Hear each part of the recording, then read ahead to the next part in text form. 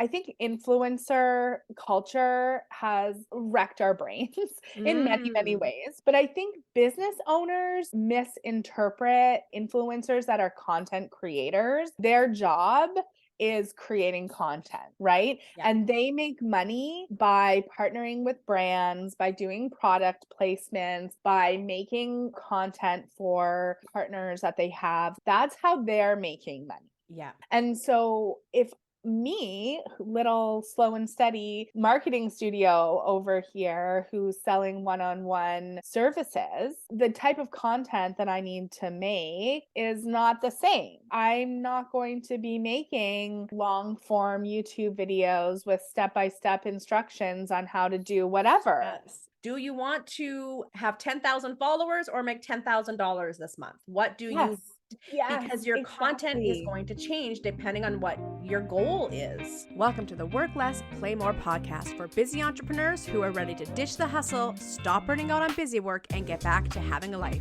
My name is Lindsay Johnson, aka The Radical Connector, and I've spent the last 10 years teaching first-time entrepreneurs how to get customers and make money. Listen in as I chat with other hustle-recovering business owners as we share our top tips for, you guessed it, working less and playing more. Let's do this. Amanda, welcome to the podcast. How are you doing? I'm good, Lindsay. Thanks so much for having me. I am so freaking excited that you're here. This whole conversation is getting started because you post an Instagram post talking about how marketing is like diet culture. And I'm pretty sure I immediately wrote to you and said, let's do a podcast about this. That's how it happened. I was thinking about content marketing and content marketing specifically, and just how it's endless, the hamster wheel, right? There's a never ending void for content that we feel like we need to fill. If I can just get my lead magnet perfect, if I can just write enough blog posts, just do enough live videos or whatever it is, then, we're going to break through, right? Yes. And I started thinking about content marketing, and I've never felt like comfortable with it as a solopreneur either. Not for myself. It hasn't always felt great. And then also when I'm working with clients and coming up with strategies and plans for my clients, I always felt, ooh, what am I like suggesting my clients do here? And as I started to think through all the reasons why it didn't feel good, I was like, wait a second. Where have I felt this before? Where have I heard this before? It feels a lot like diet culture and how if you can just lose the weight, then Yeah. you're going to be good enough and then you're going to be happy. And if you can just crack the content code, then you're going to be enough. Your Yeah. business is going to take off and then you're going to be rich and whatever else the promise might be. Lots of similarities. The way that my entire body just like tensed up like with excitement and recognition, because isn't that so friggin' true? The bottomless pit that is achieving and maintaining thinness, or achieving and maintaining like social media virality. Yeah. It's and this whole idea of, if I just lose enough weight, I'll be good enough. If I just post enough content, I'll be good enough. And what's interesting is that not only is that rely on us seeking outward external validation, it also keeps us distracted from what will actually make us feel good in our bodies, what will actually make us successful in our businesses. Yeah, exactly. Something I see and a lot, and this is from my own experience too. Like when I'm talking about solo service based entrepreneurs, like this is me also. I Yeah. come up against these things every single day. I have expertise in marketing and also I'm a solo entrepreneur trying to like build business in a way that like feels good and there's no blueprint for this. So I'm also a fellow traveler. So just Yes. also wanted to put that out there that like I face these challenges as well. I love what you just said, that there is no blueprint and I'm a fellow traveler, Oh, yeah. because there are a lot of people who put themselves out there as experts in social media and just follow right? My blueprint. And then Mm. if or when it doesn't work for certain entrepreneurs, they internalize that. Again, like the way this parallels diet culture. If I just find the right diet, Mm. and every Mhm. diet guru is saying, just follow my diet. And then inevitably, if it doesn't work or when it doesn't work, we internalize that. And those experts will gaslight you as Yes. well and say that you didn't hustle enough, you didn't try hard Yes. enough, you didn't use my 6-point messaging checklist to the letter, and that's why it didn't work. And that too, there's a lot of bad advice. Yeah. There's a lot of bad advice because food, like health, like living in your body, what's going to work for me is not going to Mm. work for you, right? Like we run different businesses. Yeah. We have different business models, different services, different audiences, and Different also personalities, different energy levels, different demands at home. Like it goes, exactly. yeah. And we have different lives, right? What I need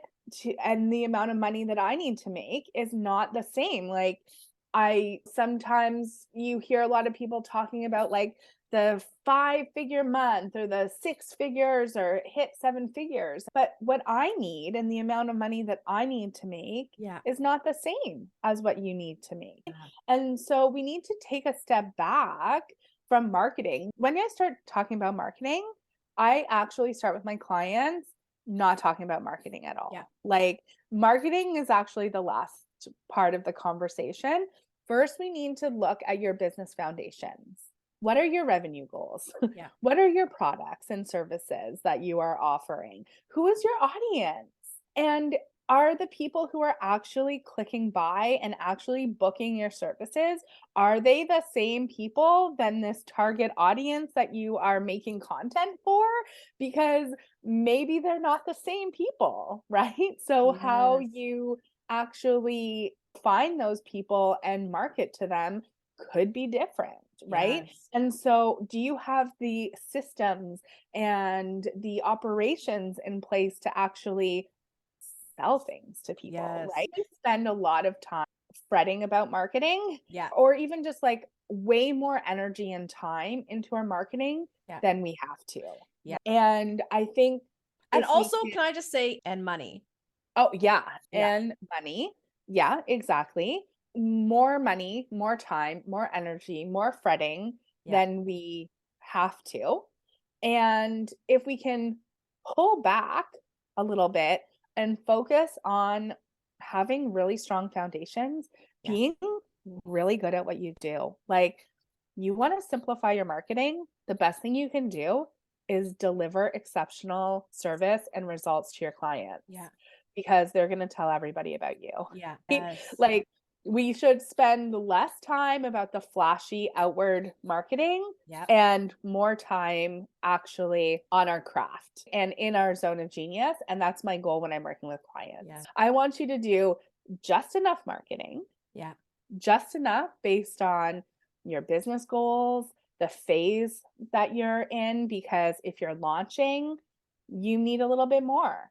If you're in a maintenance phase, Yeah. you need a little bit less, right? Are you in growth mode, right? If you're trying to grow your business, if you're trying to expand, scale up, you need different things, right? So, what is just enough to meet those goals? And also thinking about your capacity, Yeah. your needs, your preference, and what do you already have? If you have 50 blog posts, I had a client that I worked with recently, and she was just coming back from maternity leave. Yeah. And so just enough was like the name of the game. She had limited time available. She's going to be seeing clients in person. So she wants to be doing just enough marketing to fill up her roster. And she already had a stable of 50 blog posts Yeah. that were good, Yeah. solid. So I was like, you're not going to be writing any more blog posts. Yeah. You have enough blog posts. Yeah. So sitting down to write blogs is not the thing. The strategy that we're going to come up with is how do we repurpose that content? Yeah. How do we take what you already have and now we can repurpose it for your email list or for social or for maybe they need to be optimized for SEO Yeah. or whatever it might be, but more content is not the answer. Yes. Do you know, this is so interesting. Is it so reminiscent of a conversation I just had with one of my members of my accelerator, and they had in their head that they had to have blogs. They had to have all these blogs and all this content on their website before they could start going out there and building a business. Yeah, there's the look, right? And it was like, I'm always going to say, especially for this person's business model, networking was the key. Yeah. Because they were needing they needed to build their referral market. That was their business model. And the people who would be referring customers and clients were not necessarily Googling blogs. Like that wasn't the right strategy. But there was that like misconception that unless I have a bunch of blogs, I'm not a valid business and people won't take me seriously. And it's like, no one's reading them anyway. And because they couldn't get past that point, I was like, fine, you have 1 month, write 10 blogs, put the blogs on your website, and then can we please get back to networking? And the funny thing that happened was like kind of backpedaled the thought of writing blogs. Like, it was like all of a sudden we started to see how that was an excuse, right? That was a fear showing up in an excuse that they were giving themselves. And for whatever reason, they started to network. And all of a sudden, all these opportunities and clients started coming in. And it was like, oh, so I'm like, so how many blogs you want to write? Yeah, no, I don't need blogs. Exactly. And so that's to your point of like, we fret and we don't stop and go, but who is my customer? And how are they finding me? And what kind of content marketing do I need to do, if I need to even do any? Because not every business needs to do content marketing. Now, in saying that, I actually believe every business does need to. I do believe every business should have a presence online, social media, SEO, whatever. But it doesn't have to be your full thing. It can be something you spend an hour a week on or 2 hours a month on, and that's it, if that's not how you get clients. And so I love this. Like, we're definitely speaking the same language here. This, again, I am the work less, play more person. How do we build faster by working less? And how do we think strategically before we take action? And I love hearing that. What is your just enough? Where can you stop fretting and do just enough based on strategically where you're at right now? Are you in a launch phase? Are you in a maintenance phase? Are you in a growth or a scale or an ideation? Like, where are you? Who is your client and how do you best connect with them? And I'd actually love to define what marketing is for just a second, because I think marketing in itself is this elusive term that means so much and yet nothing at all. Yeah, so exactly. How I define it is marketing is just how you show up in front of the right people and invite them into your world. Like, it's just so simple. How do you define marketing? Yeah, that's I love that definition. Mine is a little bit more sterile, which is it's promoting and selling your services, right? Because that's the other thing, right? And I know that you're all about this, Lindsay, which is like, also, yeah, we need marketing, but also sales, right? People, I'm sorry. At the end of the day, like, why are we marketing? We never show up just to market our business. That if you just want to have an Instagram about embroidery or bird watching or whatever and do it for fun, that is a hobby. Lovely. Yeah. But if you are selling embroidery kits or birding retreats or whatever, like, the marketing has to connect back to sales. And I think, especially on social, and like thinking particularly around Instagram as a channel, I think influencer culture has wrecked our brains in many ways. But I think business owners misinterpret, like, people who have large influencers that are content creators, their job is creating content, right? And they make money by partnering with brands, by doing product placements, by making content for their whatever line partners that they have. That's how they're making money. And so if me, little slow and steady marketing studio over here who's selling one-on-one services, the type of content that I need to make, right, is not the same. Like, I'm not going to be making long form YouTube videos with step-by-step instructions on how to do whatever. Yes. Can I share an example of this? Yeah, of course. So it's so interesting because I have 2 TikTok accounts. I have one for Fantastical Fatty, which is fat joy activism, fat liberation, connecting with fat people and being like, hey, you can love yourself. Right. And then I have the radical lens, radical connector on TikTok also. And that's more about tips for building a business. And on my Fantastical Fatty account, shorter pieces of content do better. Outfits of the day, inspirational quotes, videos of me working out with voiceovers, they do the best. 3-minute videos die on my Fantastical Fatty account. But on my Radical Connector account, my 3-minute videos are my most watched and my most engaged with. When I get in there and I talk about your daily dose of tough love from an ADHD entrepreneur is usually what I say. I'm like, I'm just going to say it. And there's this appreciation for like calling out toxic entrepreneurial mindsets and bad advice and shifting those perspectives, right? Those videos are my most popular. So again, Fantastical Fatty is more content creator type vibe versus Radical Lens, which is more business owner, right? Come into my programs vibe. And so that is such a great point. And again, it's one that I will often say to people, do you want to have 10,000 followers or make $10,000 this month? What do you, because your content is going to change depending on what your goal is. Yes, absolutely. Like having 10,000 followers only means that you have 10,000 followers. Yes, that doesn't right? translate to revenue. That's it. Exactly. Unless you are monetizing your content.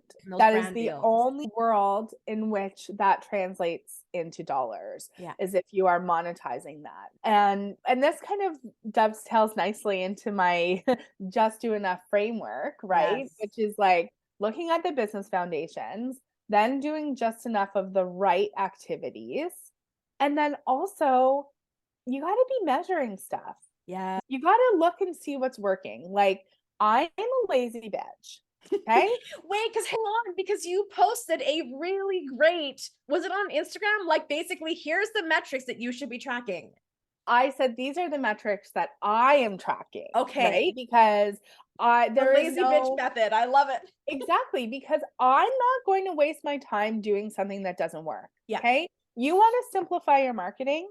The fastest way to do that is to stop doing things that are not working. Yeah. The only way you're going to know what's working is if you look.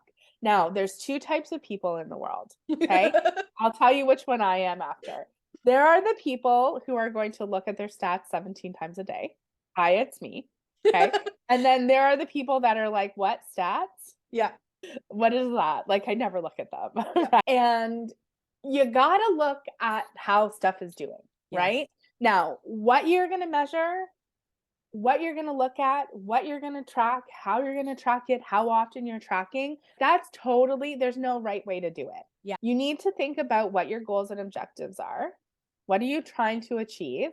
And then pick out the most important things to look at and track, right? Because you could fall into a rabbit hole, especially any type of digital marketing, social, email, website, SEO, all of that stuff will give you 1,000 different data points. And you don't need that. We can apply our just enough strategy here. Look at just enough data often enough to paint a picture so you can see how you're doing, right? Yes. But if you're pouring energy into social, right? Or you're pouring energy into blogs, and that's not how your actual paying clients are finding you or what's actually converting, then maybe you don't have to be pouring so much energy there. Doesn't mean don't do it.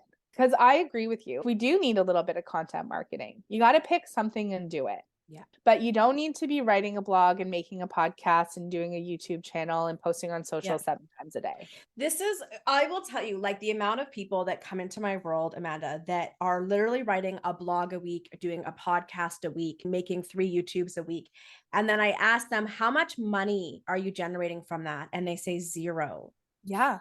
So then I come back to, are you a content creator or a business owner with a product to sell, a program to sell.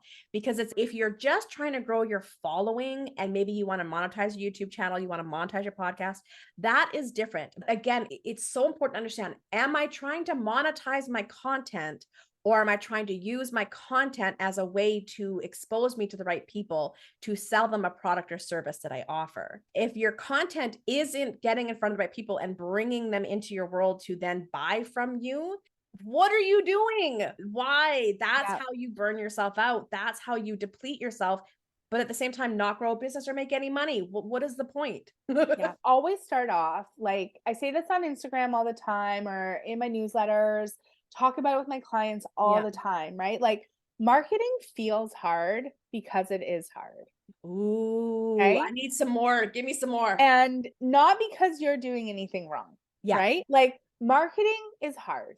Okay. We could probably spend the rest of our time making a list of all the reasons why marketing is Give hard. us just 2 or 3 right now to give us context. Exactly. Top level attention it's hard to get people's attention in today's day and age, right? So like we see thousands of ads on a daily basis, right? But our brains can retain like less than 100 messages. It's hard to break through, right? We have these constantly changing expectations in our media landscape, right? Oh, just when you are feeling comfortable with reels, Instagram says no more reels. no more reels. And then also like I work primarily with women as well. Not that I think that this is exclusive to women, but I think anybody who has a marginalized identity, there's also a little softer bit underneath the marketing too, right? You might have been socialized to not talk about yourself, to not take up too much space, to not talk about money. And then this plays into the whole diet culture thing too, right? If there's something in us, if there's a part of us that thinks I'm not good enough, who am I to start this business? Who am I to be talking about this? Who am I to be putting myself out there? If there's a part of us that feels like we're not enough, right? Then doing all of the marketing can protect us from confronting that soft, tender place that we might, right? Like I feel like marketing feels like a tangible thing that you can tick off, right? So, oh my God, can I jump in with this? Yeah, for sure. Because I thought you were going to say the opposite. I thought you were going to say marketing can feel scary because it demands that we put ourselves out there. But yeah, that's one of the things. Yes, that's true. But hang on, because I think that again, and this is where we define marketing. We need to define it because there is such a thing as writing a blog or making a carousel on Instagram or putting some money into Facebook ads, none of which requires us to actually put ourselves out there. Exactly. Versus making a YouTube, going on a podcast, making a reel, that means we have to put ourselves out there more. And so I think, again, it's, marketing, you can hide in it or you can use it as a catalyst to get comfortable putting yourself out there. However, all of that to be said, if you're not, as you said earlier, bringing in the sales to your marketing and sales strategy, again, it allows you to hide. Yeah, right? Absolutely. It allows you to hide, right? Because it takes up so much time. Like the client that you mentioned before, who is doing all the things, that takes up so much time. So I can't go to a networking event.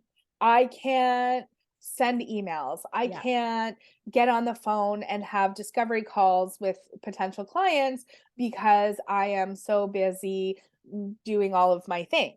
And it's like busy work, right? I think that's what you call it, right? You call I do. I'm like, this is not, ditch the busy work. Yep. And sometimes our marketing can fall into that. And I do this too, right? The thing with marketing, especially social, right? I would say social is the number one place I think where this kind of manifests, right? Which is, it's really easy to just make a post on social. So when I'm here and maybe I'm freaking out because I don't have any leads. I don't have any potential clients. My pipeline is empty. Nobody's buying my stuff. And I'm feeling shitty about that. I can do a panic post. I can put something on social media right? I can put something out there and then it's okay, tick the box. We can check off that we did something. Yeah. We can check off that we worked. It was hard work. We did it, right? And now we can distract ourselves from our fretting and feel productive. So hang on, because I want to, again, like I said, the way that this is enraging me, because this is what I talk about all the time, is that we hide in busy work. And then we give ourselves the pat on the back because we think we've done something, but we actually haven't. And this comes back to people who don't check their analytics, people who don't reflect on what's working and what's not. Yes. It's the same with avoiding the scale, avoiding going to the doctor or whatever. And by the way, I don't want that to mean that we need to lose weight because I'm anti-diet. I'm just saying we avoid looking at the numbers. We avoid looking at the bank account. We avoid looking at that. Do you know what I mean? We avoid looking at it because deep down, we know our pipelines are empty. There's nothing happening. And so we're reaching for, I love this idea of a panic post. We're reaching for a panic post. I just had a conversation with somebody who a business coach told them that they should be focused on social media and posting on social. And they're posting like literally 5 times a day. They haven't had a customer, I think, ever, because it's not growing on social media. If you're a service-based business, using social media to grow your business is like the slowest way. Yeah. Especially through posting. If you leverage social media for networking, right, for collaborating, that's a different situation, but just posting is not going to build your business. And I know I get frustrated, and I don't mean to get frustrated at the poor misguided entrepreneurs who literally don't know any better, but the people giving them that crappy advice because they're gaslighting themselves into gaslighting others. Exactly. Or just because like what you did worked, but also, because when I post on TikTok, I have 20 years of experience and an incredible comfortability on camera and a lot of things to say and a smooth marketing and sales system behind me. When somebody who's new posts on social media, who's still nervous, who doesn't have a clear message, who doesn't have a clear offering, he doesn't have a nice sales funnel, like it's a totally different situation. I think another important thing too is, do you like posting on TikTok? I love it. Exactly. Right? Like you lit up like the sun. Yeah. When I asked you that. I could see the shift in your energy. You love it. I can think of nothing worse than taking my phone and pointing it at my face and talking into it. I hate it. Yeah. Right? And I went through this phase earlier in the year where I was like, okay, visibility is the thing. Okay. I know I need to be visible in my business. And so I'm going to just push myself. I'm going to fake it till I make it. That was like my thought. And I'm going to show up in this every day. And I didn't like it. And so do you think it got me clients? Like, absolutely not. Visibility, I think, is a bit of a hot buzzword. I was like, let's dive into that too. Yeah. In business. And I think it's true. If you are a solo service-based entrepreneur, then you are your IP, right? Like your brain and your energy and your vibe, that's your secret sauce. And so there is something to be said for visibility. But I think we're also conflating visibility again with social media. There's other ways to be visible in your business. So for me, as I said before, here I was trying to show up, making these dumbass stories, which I hated. I cringed and they didn't work. Yeah. Okay. Actually, I lost followers. Every time I showed up, I was losing followers because they were that bad. And it's just not genuine. But I love to teach, right? So hosting a workshop, hosting a live event, right? That to me is going to light me up in the same way that you love to post on TikTok, right? So I can show up, host a workshop with 40 peeps, talk about my thing, and that's going to lead to sales. Yes. And that's how I'm going to be visible in my business, right? That's what's comfortable for me. That's what aligns with my preferences. That aligns with my capacity as well, because I work part-time. I have caregiving responsibilities outside of my business. I'm very privileged that I live in a household that has 2 incomes. And so I'm not the only one contributing to our mortgage. And so I recognize the privilege in that. but I pick my kid up from school at 3 o'clock. Yeah. And so posting on Instagram takes a long time. It does. Yeah. So I don't have that kind of time if it's not bringing me in client. I need to be focused in my Yes. limited time, in my Yeah. 25 hours that Yeah. I have in a week, which includes seeing clients Yeah. and actually delivering my service in that time. I am not going to waste any of my time Yeah. on any of the activities that are not actually going to 100%. bring me money. And I'm only going to know what's working if I'm looking at my numbers. Stats. Exactly. Right. Oh my gosh. I love what you just said, because again, I feel like this is such a fantastic episode of just us ranting.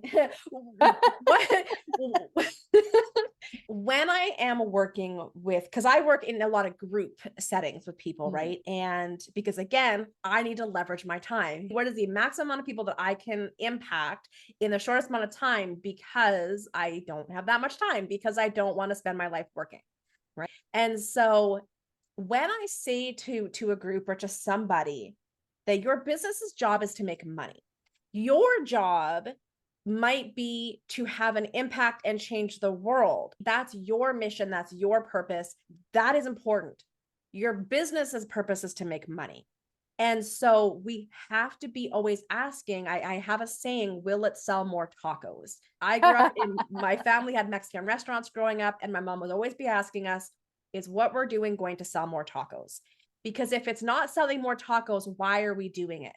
And I think this comes into a deeper conversation around how under late stage capitalism our businesses or our work, if we work for somebody else, has started to become synonymous with our dreams and our goals, and finding purpose in our work and using our work to fulfill us in some way. And don't get me wrong, that's okay if it does, but we are so much more than our jobs. We are so much more than our work. And what happens when we decenter our work, our businesses, from who we are as a person?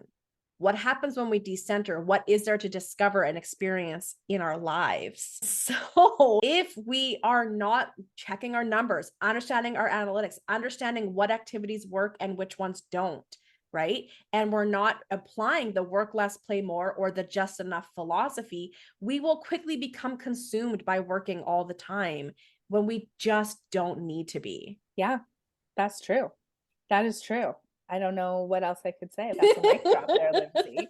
I think I would add to that too, is that like we've also conflated like our self-worth with our work. Yes. Right. And that's capitalism for you, right? That like you're only valuable if you're contributing to a bottom line, to gross domestic product, whatever the measurement that you want is, right? And going back to, oh, we don't want to look at the metrics, right? Sometimes when we look at the metrics, we also confuse that with like our worth. So I don't want to look at my stats because I'm going to feel bad, because I'm going to think it means something about me. Yeah. When it's no, maybe actually you're just sending your emails at the wrong time. Yeah. Or the subject line needs to be changed, or exactly.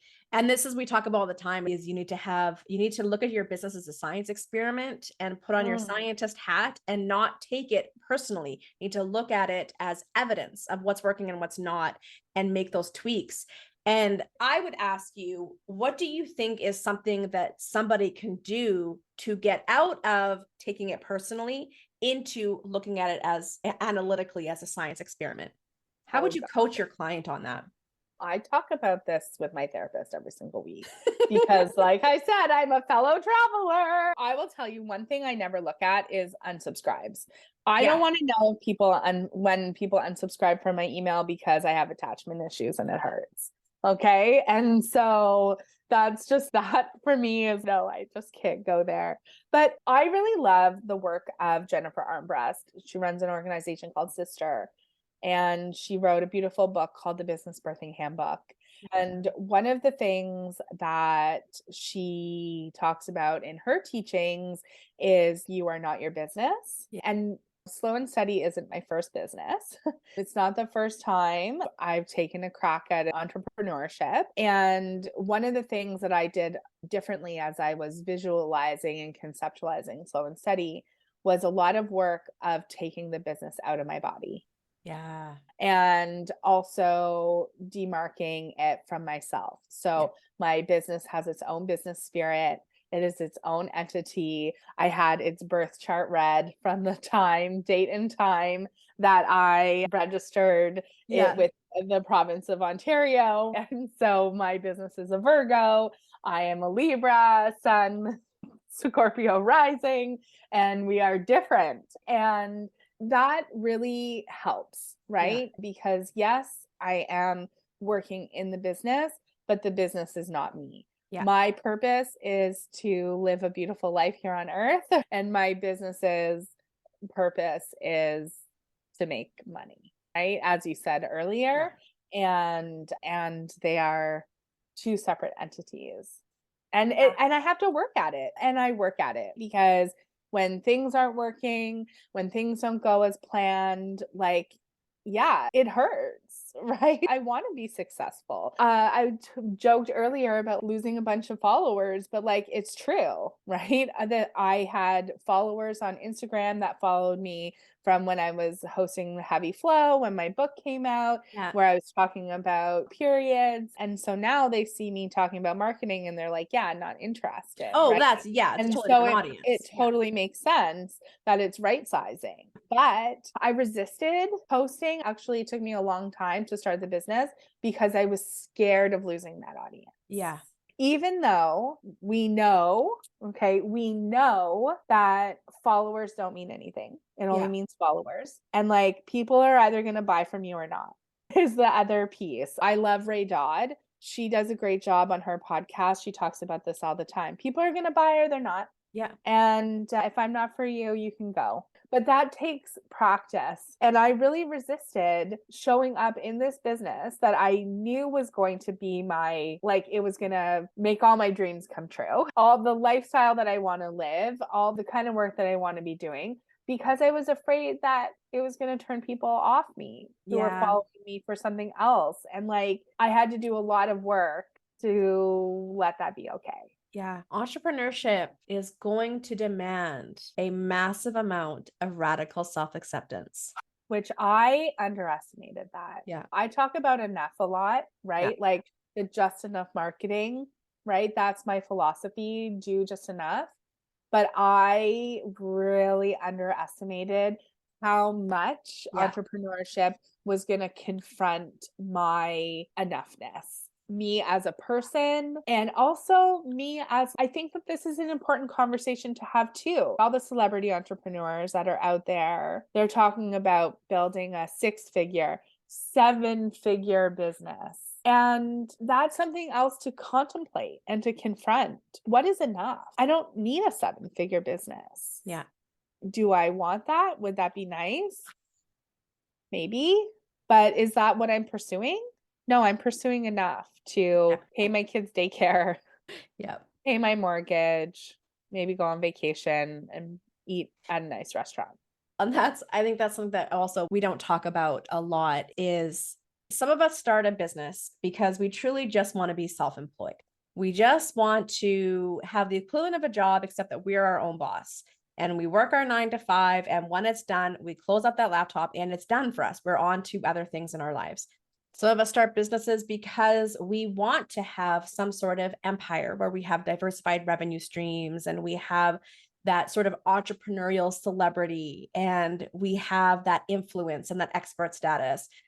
Some of us start businesses simply as a stepping stone to something else or an in-between step. And I think it's so important that we acknowledge that not everybody's goals are the same. And if you don't want to be an entrepreneurial celebrity, that's okay. If you don't want to have diversified revenue streams, that's okay. I look at some of the bigger entrepreneurial celebrities out there and I think, I don't want to work that hard and I don't want that level of stress in my life. Full stop. Full stop. I don't want to work that hard. I don't want to work that hard. My daily mantra is make a lot of money, have no deliverables. Yeah. And I'm definitely a person with where are my diversified revenue streams, and I want to have more than one business. I'm starting with my other business now, Fantastical Fatty. I love that because I love diversity and I love different things in this world where things are changing rapidly. 5 years ago, 10 years ago, 20 years ago, you can get a marketing plan and you could stick with that for quite a while. Now your marketing plan is changing multiple times a year as trends change. And so I like that. I like the freshness of it. I like the challenge and the learning that comes from that. I think it's really fun. But if you get someone who doesn't like that, like again, the diversity in our marketing and our sales strategies are just as diverse as our own needs and goals and wants and preferences. And there is so much diversity in the way that we build a business and approach business growth. And I don't think that's talked about enough. I think that there's too many one size fits all, one dream fits all, one strategy fits all. And I think that has to be challenged a lot more because our business and the way we spend our time doesn't have to look like our neighbors. Oh, absolutely. I say to clients all the time, there are no secret magic formulas. There's no secret magic formula that you can just follow. Okay, that is like a gross oversimplification because I do think that there are like repeatable things like building relationships and things that we want to be repeating and systematizing, but there's no magic formula to it where I can say, follow my 6-point system. And if somebody is selling you that, you're being ripped off. Somebody's personal business model is what they're selling. Yes. You got to be running in the other direction. It is. We call it the me too. I follow what I did and it will work for you, right? I'm a person who does a step-by-step. I love breaking down complex ideas into simple step-by-step actions. But within those, there are multiple years of experimenting. I might say something like networking is the number one business building activity you should do in the first 3 years. Okay, but not all networking is the same. And I think that's what we're saying here. Like there's general rules, there's general principles, there's things that work and things that don't. Your job as an entrepreneur is to test them and figure out as quickly as you can what works and what doesn't for you. And there is a fair amount of customizing that is required. And the only way to do it is to do it, not think it, not guess it, not hide behind making another carousel on Instagram, writing another blog. You have to get into the action of your business and into the connection that's required in building a business to figure out what's working and what's not. And you need to know your numbers. Yeah, exactly. At the end of the day, if you were to take one thing, like one actionable tip, like just ask your clients how they found you. Yeah. Like that is the bare minimum. That is the very base level of measurement, right? Yeah. If you can't bear to look at the numbers, right? If you don't want to see what your open rates are, you don't want to look at click-throughs, you don't want to look at retention or unsubscribes or whatever, okay, that's fine. You're not there yet. Just ask your clients how they found you. Yeah. And that's going to give you a clue because you're going to say, I met you in this Facebook group, or I met you at an event, or I follow you on social media, or Lindsay said I should check you out. And then you send Lindsay a beautiful thank you note. A lovely little gift card to their favorite coffee shop. Exactly. And I would say too, not only how they found you, why they chose to work with you, why they chose to buy from you. That's the other part. It's because you also need to know not just that I'm showing up in the right place, but I'm saying the right thing. Yeah. What do I need to be saying? Oh my gosh, Amanda, this was freaking brilliant. Oh, we like got into it. Oh, so as we wrap us up here, I would love to hear for somebody who is listening to this and going, okay, Amanda, I hear you loud and clear. I need to do just enough. I need to stop fretting. I need to focus on what's working and what's not. From a strategic marketing perspective, maybe you can give us some questions people need to ask themselves before they just start throwing that proverbial spaghetti against the wall. What are some strategic questions people need to ask before they start with their marketing, their content marketing? Yeah, I think it seems almost too basic, right? But taking that step back and saying, okay, what am I trying to do here? What is the goal? What is the short-term goal? What is the long-term goal that you're trying to work towards? And maybe the answer is something obvious, oh, to get clients, right? But like also you need to be a little bit more specific, right? Okay, how many clients do you need a month, a quarter, a year to make your revenue goals? I don't think that it's as simple as breaking it down into a formula necessarily that we need, oh, X number of followers for X percentage conversion rate on our email list or whatever. I think that's a little oversimplification, but just asking yourself, what am I trying to do? What are the goals? Those basic questions like who, what, when, where, why, how, who cares, right? Like those are important questions. And so I would start there. And then if you have been doing any type of marketing for any length of time, doing an audit, right? Sitting down and saying, okay, here are all the things that I do, right? And asking myself, like, what feels good? What feels good? What's hard? What is successful? What is bringing me clients? Where are my clients coming from? And being super honest about it. And if there's things that you don't like to do, stop doing them. If there's things that don't work, don't do them. Yeah. And listen to that part of you. What when I asked you, do you like posting on TikTok? And you're like, yeah, I love it. And I love teaching workshops, live workshops. So where's your kind of delight that's going to delight you? Because I like it is a valid reason to do something. Yeah. And then once you have done an audit to see what works, like how can you keep doing that in a way that is sustainable and is effective and is going to keep getting you the results that you want? Brilliant. I love it. I love it. If you don't like it, stop it. Yeah. And if you like it, keep doing it. And if you like it and it's not generating business, find a way to get more strategic. Exactly. Exactly. I love it. Amanda, do you have a freebie for us? I do. Let's hear it.